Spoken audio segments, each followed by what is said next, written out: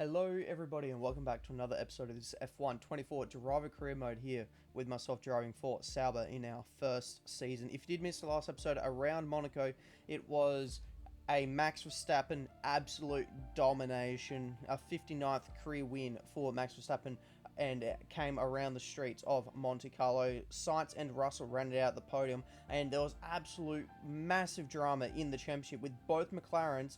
The World Constructors Champions at the moment did not score a single point. They both finished outside the top 10, so an absolute massive swing in this championship with Red Bull taking full advantage of it with a double points finish for themselves. As for ourselves, we're going to be starting with a secret meeting for ourselves here, and we're going to be continuing our talks with RB. If you do remember from our first meeting that we did have with them, it's a possibility for ourselves to get back into the Red Bull family.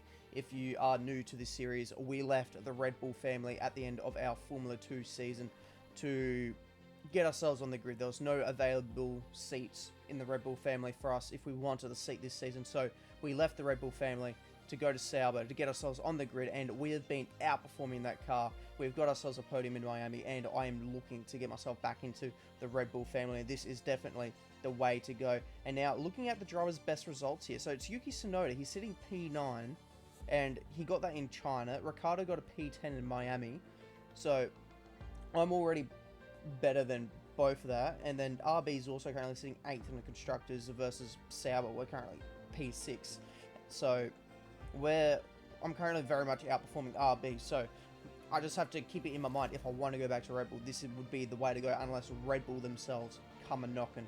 And so if you take a look at their success rate for the upgrades, it's at 82%, so it's actually not too bad. It's pretty up there. And looking at our best results now, so Valtteri managed to get a P13 in Australia. That's his best result so far this season.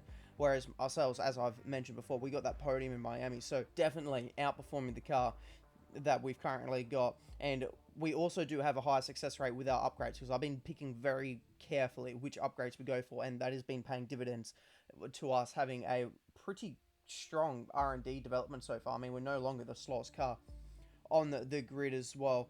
And yeah, just the big thing is this is going to be the way that we're going to get back into a Red Bull seat. I reckon this is going to be the way for us to do it. And so we will continue talks with RB.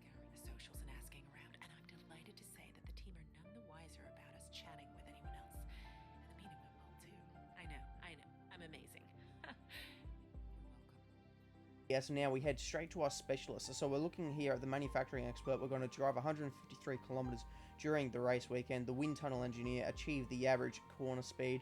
Quality assurance tester, we're going to lift and coast for 25 seconds. The strategy analysis, we're going to perfect one strategy. The race programs in practice. And then finally, for the aerodynamics here in the R&D, we're going to have a look here at the wing mirrors upgrade. And having a look at it, you can see there that if we rush it, we'll get it before Spain, or if we just do a standard program of it, it will come in before Austria. So we're actually going to go with rushing it to try and get it before Spain, because if we can get it before Spain, that would really up our performance for a circuit like Spain with this aero.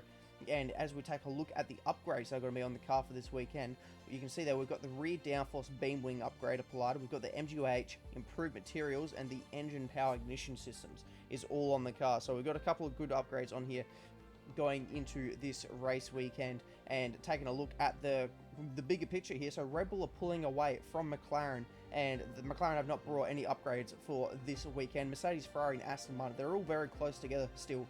And they have been for most of the season. A massive jump actually between like Sauber. We're nearly up to RB, but that does surpass Williams and Alpine as well, and Haas. They're still the slowest car on the grid now, and they are still very close to the bottom 5. It's still a very close pack with the bottom 5, but yeah, Haas now the slowest car on the grid, so we're continuing to make that upwards trajectory in R&D as we get into qualifying. Welcome back, everybody. We're here in Canada at the wonderful Circuit Gilles Villeneuve. Who's going to come out fastest of all in the next hour? Yes, it's time for qualifying.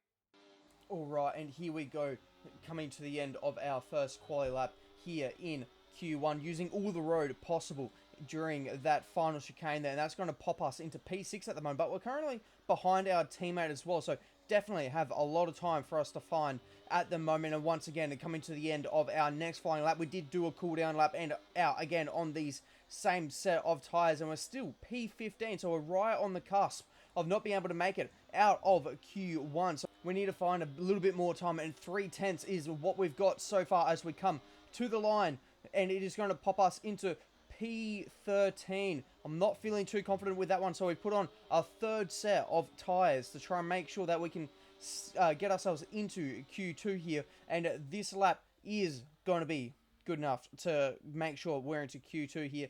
We're going P9 with Max Verstappen. He's fastest in this session by 0.3 of a second ahead of Lando Norris. Sergio Perez finishes P3. He's 3.5 tenths back.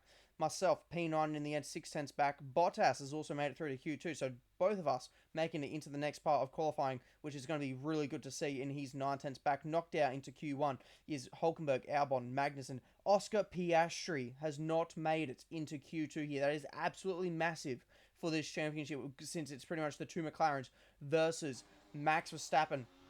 And into Q2 we go, and coming to the end of our first flying lap, and this is really just going to be a banker here on a set of soft tyres that we've already used in Q1, and that's going to prop us into P10 for now, and we're only going to have one more lap to get done here, and it's going to be on another set of used tyres, and this lap is going to be good enough to put us into P7, so slightly less used tyres. They're the ones that we used right at the end of Q1, and that's going to find us with Max Verstappen fastest in Q2 by nearly 2 tenths ahead of Charles Leclerc. Lewis Hamilton P3, he's 3 tenths back. Myself P7, 7 tenths back. And knocked out in Q2 is Stroll by only 3 thousandths of a second, so it's extremely close margins here in qualifying. Pierre Gasly, Yuki Tsunoda, George Russell, and our teammate, unfortunately, knocked out as well. And coming to the end of our first and only flying lap we'll do this session, I decided to get it done earlier rather than later, and unfortunately that's just going to find us in P10. And there was just not much left in the tank. I did go for a couple of other laps, and it just was not happening, nowhere near the pace. So Max Verstappen very easily gets pole position by 4 tenths ahead of his teammate Sergio Perez, making the Red Bull front row lockout here in Canada. Lando Norris finishes P3. He's 4.5 tenths back. And myself, yeah, just struggling for pace. We're currently sitting P10, so we've got a pretty good position to try and work our ways up.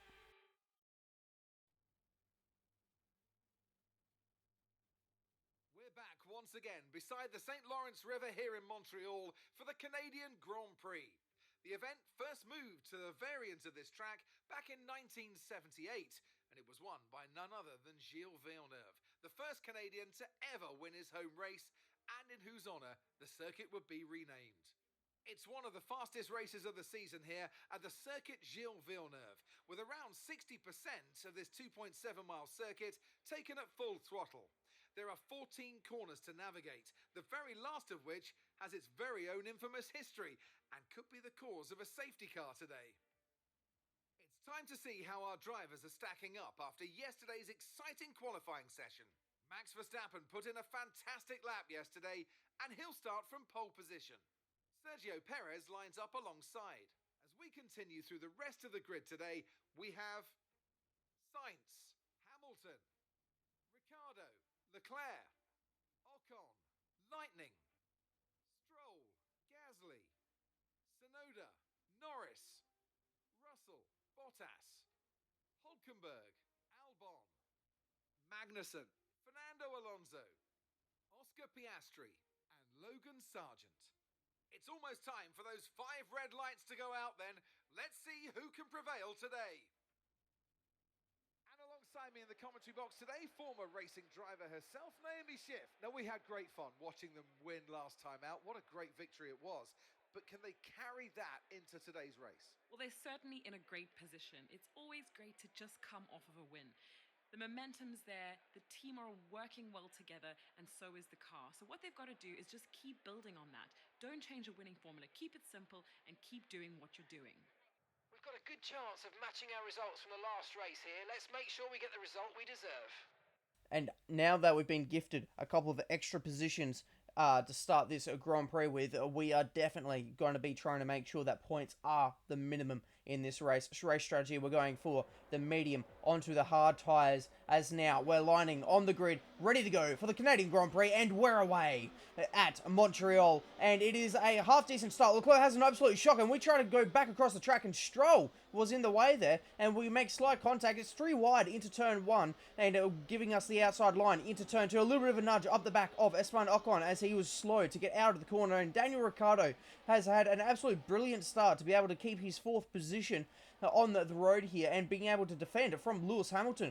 So it is all to play for at the moment for that RB driver, trying to prove to himself that he should be keeping the seat if it is going to be either him or Yuki Tsunoda, possibly making way for myself next season into that RB seat. And jumping to the end of lap 2 here, myself, I'm under attack from Charles Leclerc. He sent it down my inside at the hairpin. I've had to give him the room. I couldn't close the door on him in time to try and defend that move, and with the power DRS, he's going to get himself ahead of us. But the slipstream is so powerful, and we do have DRS thanks to Ocon, and we're going to swing it back around the outside going into this final chicane and keeping it out of the wall of champions, and that is going to be us back up into P7. And while that was happening, this is a replay of the change for the lead. Carlos Sainz got himself ahead of Max Verstappen going into that chicane, and an absolutely brilliant move from Carlos there.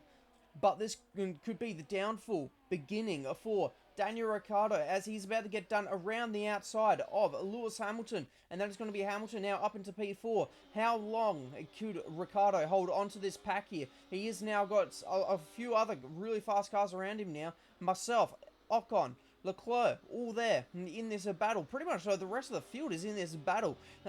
Ricciardo was just pretty much creating this giant bottleneck of cars on the circuit, and once again, Charles Leclerc trying to get it by us at the hairpin. We managed to defend from him, but with the power DRS and my poor exit, he's just going to be able to fly by us into that final chicane, and that is going to be Charles Leclerc up to P7, myself down into P8 for now, as Max Verstappen is going for the lead of the Grand Prix, once again going down the inside of turn 1, around the outside of turn 2, and they're going to remain side by side as they continue their way up the hill and coming down into my 2 favourite corners of the circuit, turns 3 and 4 here, and it is going to be Max Verstappen who's going to take the lead. But look at this battling. That has put Sergio Perez right up the back, and so it's a now 3-car battle for the lead, as now Mark has come onto the radio, and our engine is getting too hot.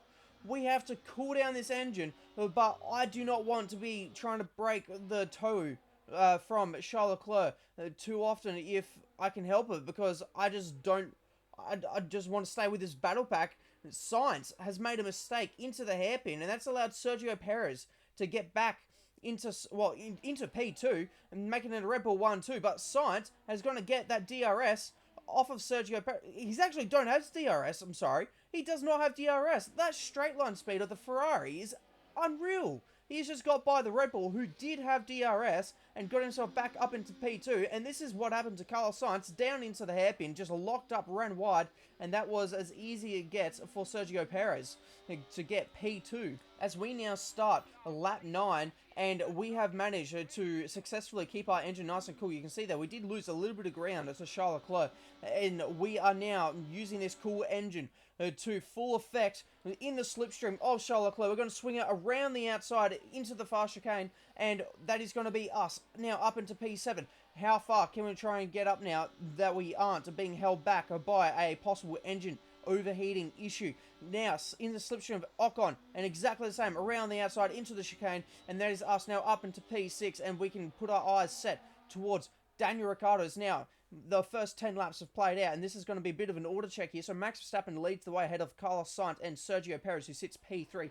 Lewis Hamilton, and it's Daniel Ricciardo still sitting P5. He's doing really well. We're chasing him down in P6. Then it's Ocon, Charles Leclerc, Stroll, and Pierre Gasly rounding out the points at the moment. Then it's Yuki Tsunoda, our teammate Valtteri Bottas, and he's currently defending from Lando Norris. So both McLarens currently find themselves outside the points, with Piastri down in P18. Behind Norris, it's George Russell, Alex Albon, the 2 houses of Hulkenberg and Magnussen. Then we find Oscar Piastri, Fernando Alonso, and Logan Sargent currently is last on the road. Back on board with ourselves. We are going for the move on Daniel Ricciardo. We've got a much better exit than our fellow Australian, but we're going to try and leave it to the last second to pull out, and there we do. We do pull out, and we're going to send it down the inside into turn 1, and we're going to slam the door close at turn 2 to try and minimize the time lost battling Daniel Ricciardo, as I reckon I am by far the faster car than Daniel Ricciardo.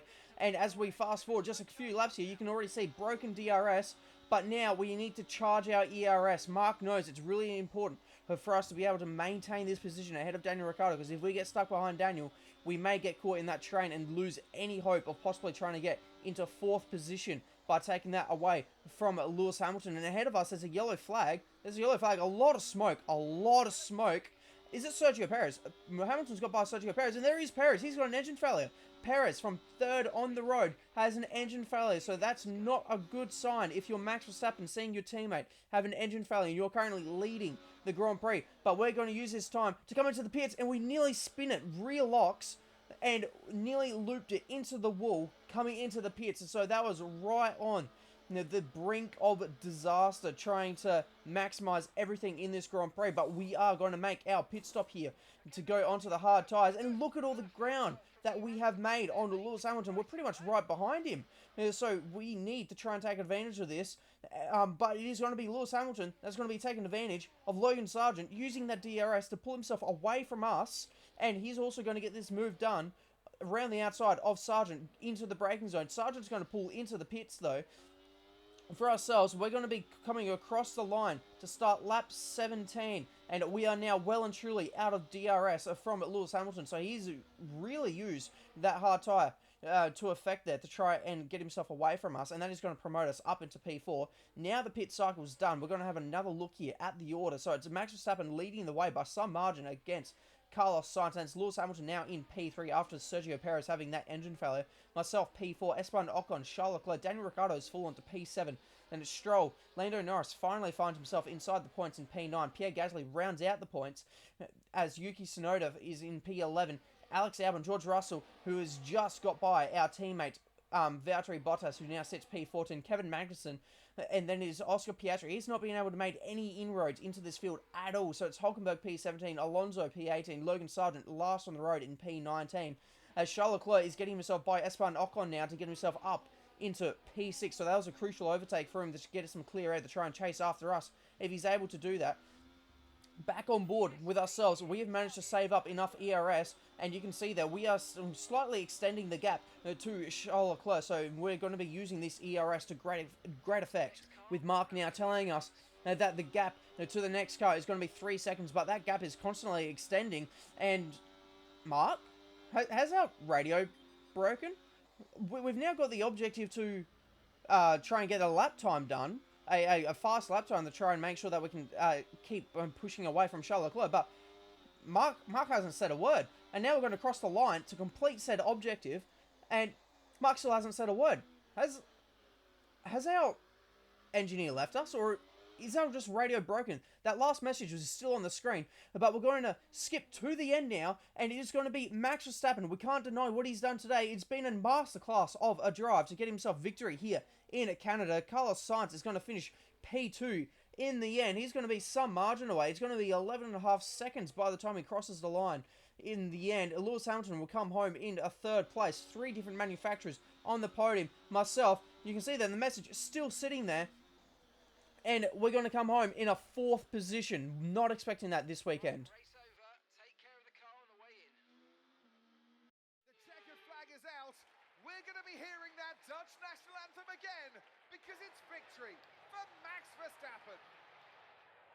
Here come today's winners. The team at Red Bull have done a phenomenal job recently, and it's clear to see that they've put in the work, and they should be so proud of the victory they've secured here. And there we have it. That was the Canadian Grand Prix here in Season 1 of this driver career mode. Max Verstappen claimed his 60th career victory in Formula 1, and he was joined on the podium by Carlos Sainz and Lewis Hamilton.